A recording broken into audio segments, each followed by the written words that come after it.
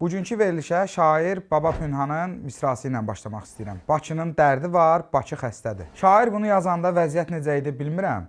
Amma nağd bu dəqiqə başımızın dərdi var. Yağışdan sonra lap soyuq dəyib şəhərimizə. İçəri şəhərdə qala divarlarının uçulması buna bir sübutdur. Sanki şəhərin divarları da dilə gəlib danışır. Düzdür, təbii fəlakətdən heç kim sığortalanmayıb. Araşdırıb gördüm ki, dünyanın bir çox şəhərində oxşar problem var. Amma bu yenə də problemləri dilə gətirməyə əngəl deyil. Qala divarları əsrlərlə orada qalmışdı, tərpənmirdi. Bizi gözləyirdi. İndi xaricdən mütəxəssislər dəvət edib o dağılmış yeri bərpa eləyəcəklər. Dağılmış bəzi yolları bərpa eləmək üçün nə lazımdır bəs? Gərək gözləyək 1000 il keçsin, o yollar tarixi abidə olsun. Yağış rəsmən abrımızı aparıb. Qusarın Yeriği kəndində ümumiyyətlə qar yağıb. Elə-belə qar yox ha, hündürlüyü 3 metrə çatır.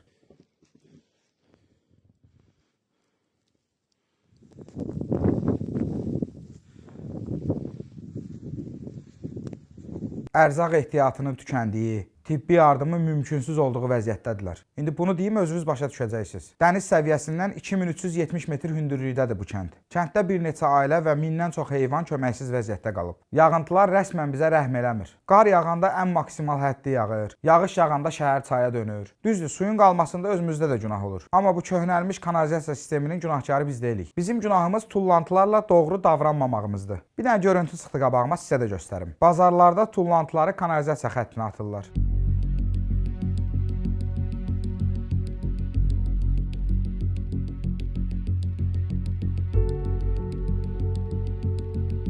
Bizim kanalizasiya sistemimiz onsuz da Allaha təvəkkül yaşayır. Bir də ora balıq atarlar. Biz deyirik ki, kanalizasiya salfetka belə atmayın. Bunlar meyvə, balıq, toyuq nə gəldi atırlar. Suyun keçməsi üçün nəzərdə tutulan boruya balıq atmaq hansı məntiqin nəticəsidir? Bu yağışın yağmağı nə qədər şeyin üstünə asdı görürsünüz? Biri elə su kollektorunun üstündə tikilən evlər. O evi bilə-bilə tikib. Kiməsə satan adam da bilir sizə nə çatmır. O adamlara Qusardakı bu qaynatadan arzu eləyirəm. Kürəkəninə təpi ilə necə vurubsa, kürəkəninin bağırsağı partlayıb. O əslində təpi ona vurmayıb, elədiyi səhvə atıb. Düşünüb ki, mən buna nətər qız vermişəm. Ay əmi, hərəkət və bəraət qazandırmıram. Amma o təpidən qanunsuz ev tikənlərə, vəzifəsindən istifadə edib buna göz yumanlara da at. Əgər sənə də kürəkən kollektor üstündə ev tikib satıbsa, o təpi onun da halalı olsun. Özümüzdən danışıram, çox deyinirəm.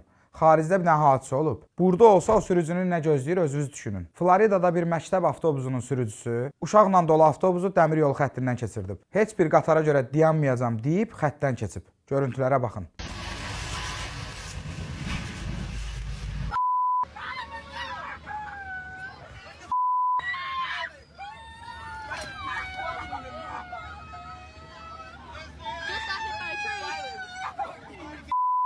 Dəhşətli qəzanın baş verməsi an məsələsi imiş. Xoşbəxtlikdən kiməsə nəsə olmayıb. Amma bu başda olan adama bundan sonra samakat belə vermək olmaz. Ona görə də bu sürücünü həbs eləyiblər. Arada yazır sizə bizdə belə adamlar var filan.